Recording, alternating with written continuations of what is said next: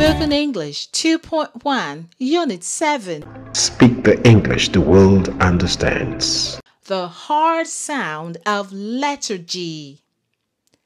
Letter G is the 8th letter of the English alphabet.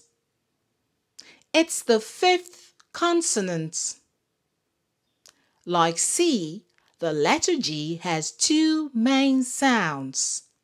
They are G, the hard sound, and J, J, the soft sound. Listen to some words that have the hard sound of G as I list them. Good, good. Gave, gave. Gum, gum. Globe, globe. Grass, grass.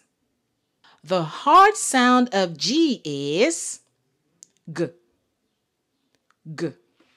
Speak the English the world understands.